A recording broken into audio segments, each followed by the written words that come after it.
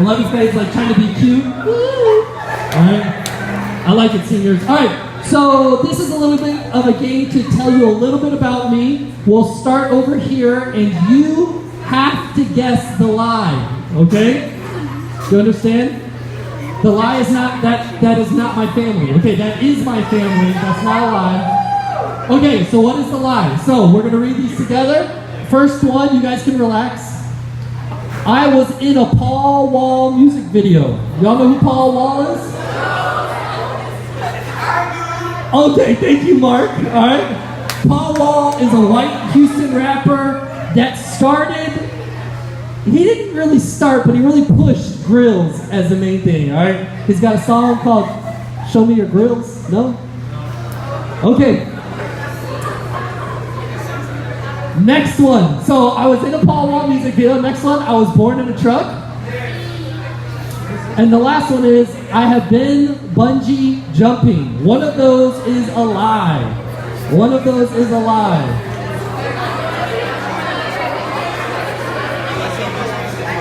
Have you made your choice? Do you need any help from your loser friends? What do you think? Tell them what you hold up like this. You make can't read lips. You guys are like,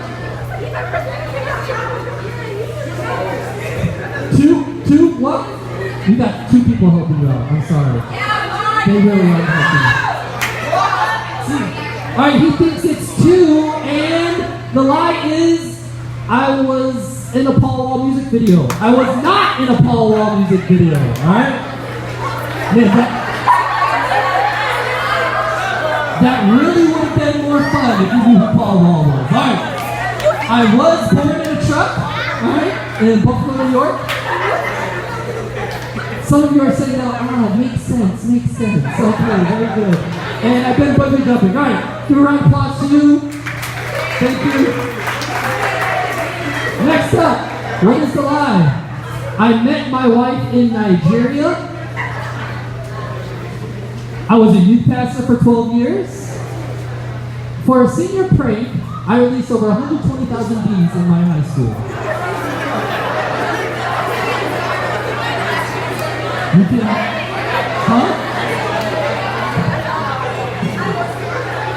I cannot confirm or deny that I graduated high school. Okay. Look to your friends there. Which one is the lie? Which one is the lie?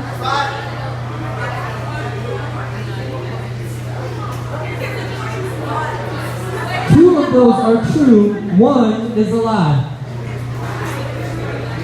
Have you made your decision? Do you need a lifeline? You're not getting it! Alright, what do we go with? The third one, and that is correct. That is a lie. But it is true that when I was a sophomore, the seniors glued every door shut and released 120,000 bees in the school. That's a felony because it's more than a certain amount of damage. They did not graduate. They made MTV senior pranks, and their lives, who knows where they are right now? They're probably out on the streets, all right? Don't do that, all right? Don't do that.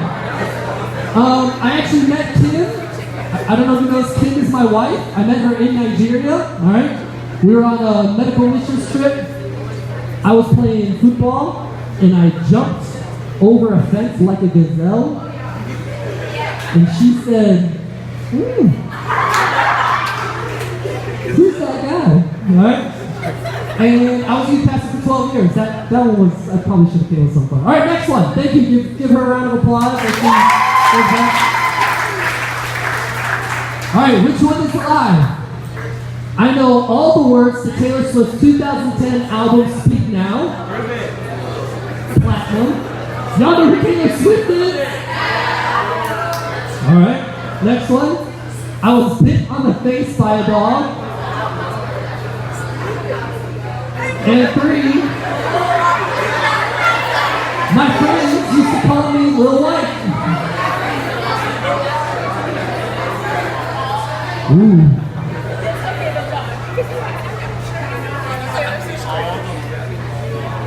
What are we going with? Help her out. Other classes else can help her out too if you have a guess.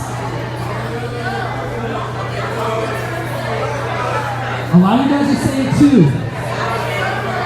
I know because my face is perfect, you think that's the lie, but don't let that fool you, okay? That might be the truth. All right, what are you going? Number 2? Number 2, I was bit on the face by a dog. That is true. When I was a young Thundercat, such as yourself, I had a friend who had a dog. I looked this way and when I looked back, all I saw was the inside mouth of a dog. Right here. Bit me on my nose and my face. My friends used to call me Lil White. I was little in high school. And I'm white, okay? Not too much to go into that name there. I do not know the words to the whole album, just the majority of it. All right, give her a round of applause as she goes back to her seat.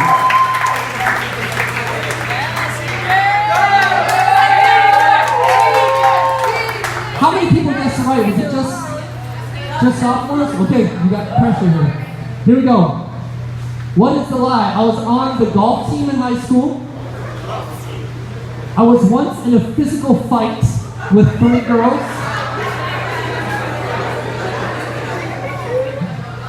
And I once had an accident at school in 6th grade. Y'all know what I mean by accident, right?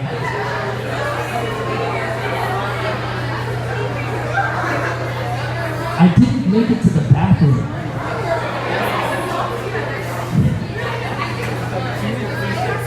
All right, help your friend out here. Help your boy out. Number 1, number 2, or number 3? I look like someone who would fight 3 girls, don't I? And they used to call me Johnny Woods in high school.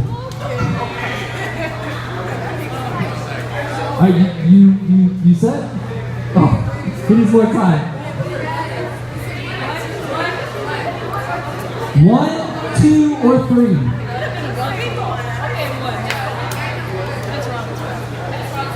All right, you ready? All right, here he goes.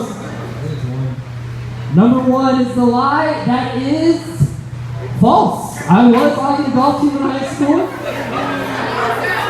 I'll give you one more guess.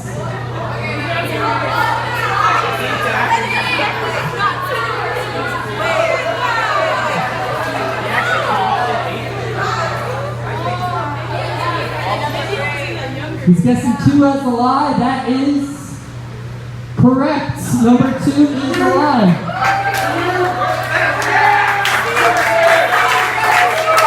Give him a round of applause as he goes back.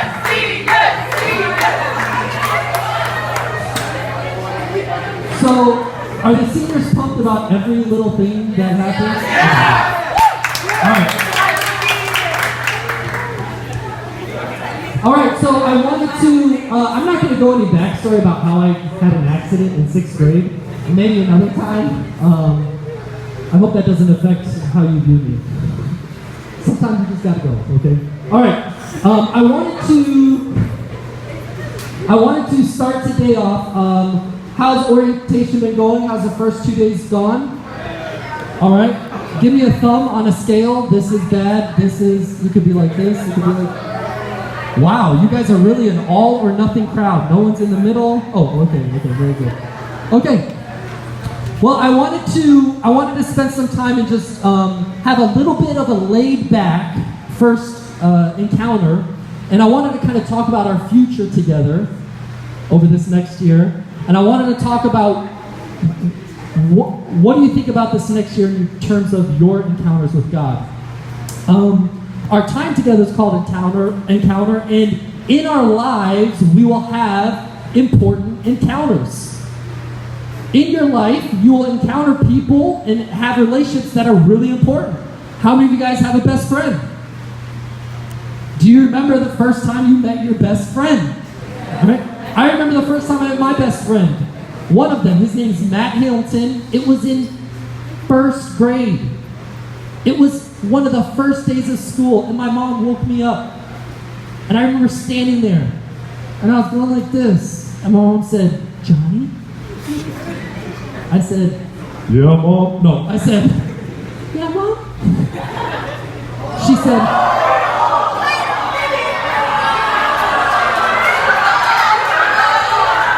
I'm sabotaged by my wife. This is Matt Hamilton, right? In first grade, I said, yeah, Mom. She said, Johnny, I want you to make a friend today at school. And I said, okay. And I went to school, and because my last name is Gregowitz, which is a G, and Matt's last name is Hamilton, which is a H, guess where he was put in line alphabetically? Right behind me. Not next to me. You don't line up this way. All right? And because I was a good little boy, and I was listening to my mother, I turned around and said, hi, my name's Johnny.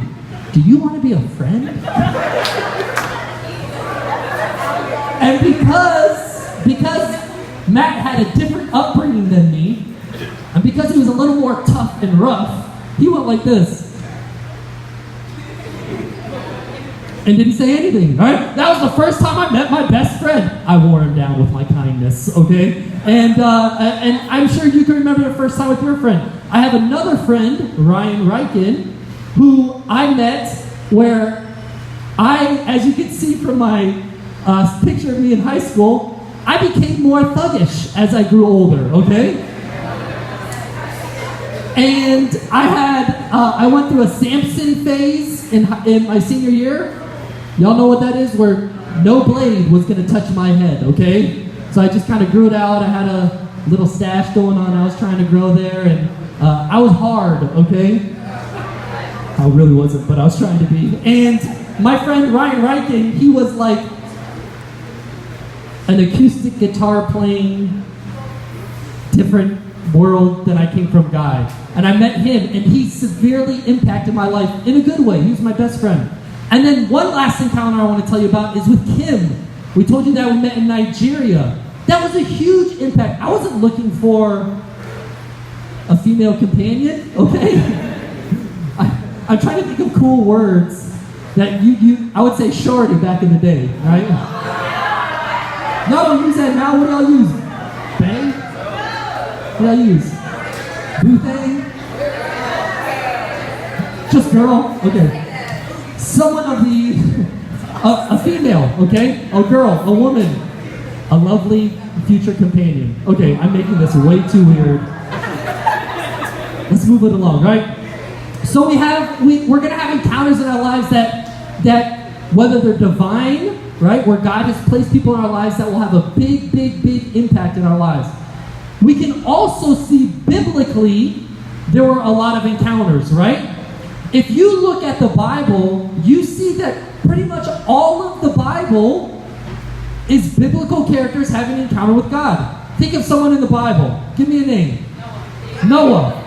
Good, that was quick. Did he have an encounter with God? Absolutely. Who else? David, and I heard her, right? David, absolutely. Who else? Samson. Who? I heard him and a man. Jacob, Abimelech? That's not what you said. All right. But we can see these people had encounters with God, and guess what? Their lives changed. But some of them, when they had an encounter with God, their lives got really hard, right? God asked them to do something really tough, or he had a plan and a purpose for them. And a lot of us think that when we have an encounter with God, things get a lot easier, but a lot of times it means God saying, okay, you ready to man up? You ready to woman up? You ready to do this? I got a big, big task for you. And so even biblically, we see that we can have encounters with God. In a couple moments, I'm going to ask some of the teachers if you guys can help me. There's some index cards right back there and pencils. And I want you to think about this next year, and the goal for this chapel service is to provide opportunities for you to have an encounter with God. That's going to be our number one goal, okay? We're not really a youth group. right? We're at school. This isn't really Sunday morning where we need to, get dressed and come all that. But the whole goal for this chapel is for you to provide an opportunity for you to have an encounter with God. I can remember 2 quick encounters that I want to share with you that I had with God. The first one, I was a senior, and I was going through a really low point in my life. I felt like none of my friends were really, we had all gotten different jobs. I was working, they were working. I wasn't really seeing them as much. They weren't as central to my life.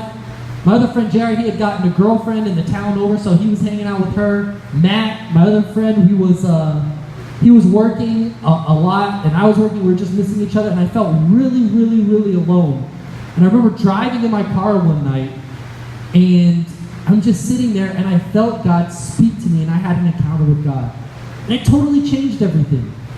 I can remember being at a summer camp and praying and saying, God, what am I supposed to do next with my life? Where am I supposed to go? I've talked a little bit with the juniors and the seniors. Once you start getting towards your end of your high school, people always start asking, even before they ask how you're doing, what are you doing after school? What are you doing after school? What are you going to do with the rest of your life, right? That's a big question. That's a tough question. And I remember I was in that place and I was praying, God, what should I do? What should I do? And I had an encounter with God, and I got some direction. I can remember being in ministry, and we were doing, actually it was an internship, and we were doing this play. And we had learned this play, and it was about a kid who goes through several scenes in his life, and then he realizes that he's in hell, and there's a second guy, and it's all of his memories of his opportunities to have encounters with God. And I remember doing... Is there an angel up there? What's going on? Is Jesus there?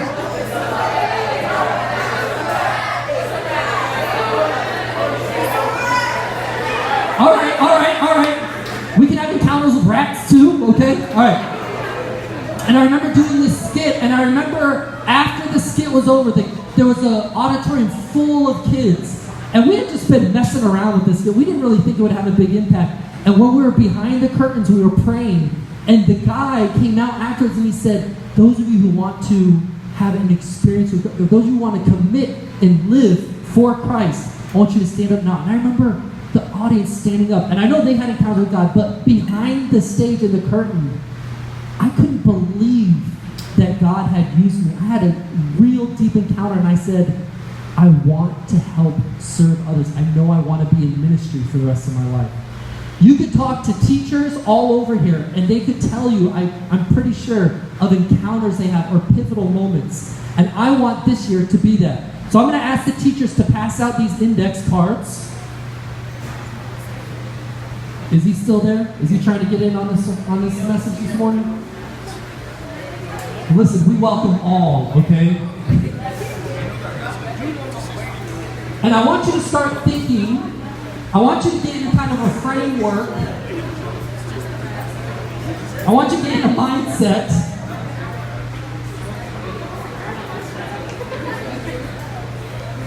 And I want you to start asking yourself, what do I need this year? What do I need this year? What am I looking to experience this year?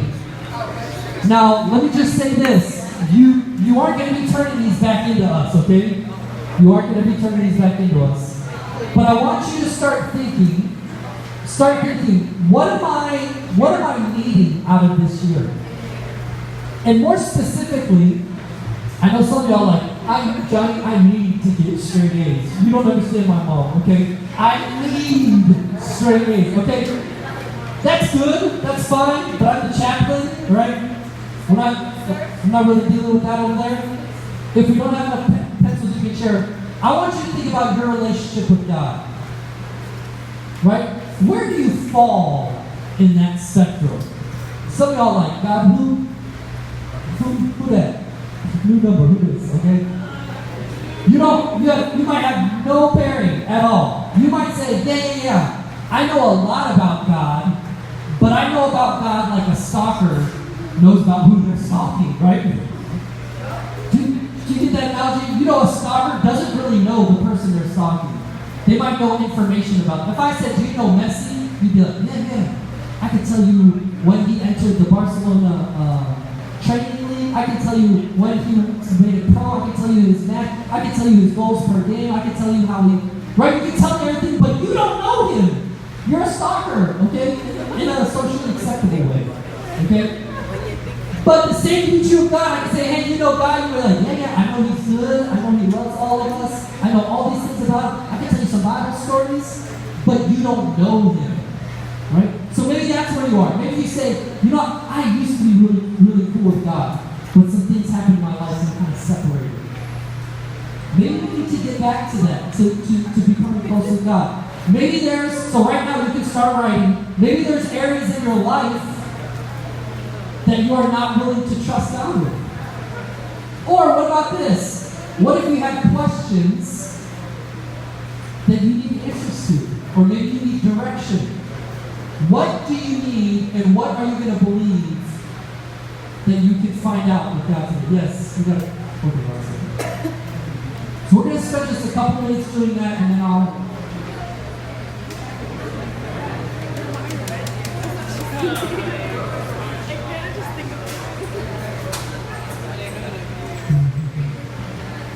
Repeat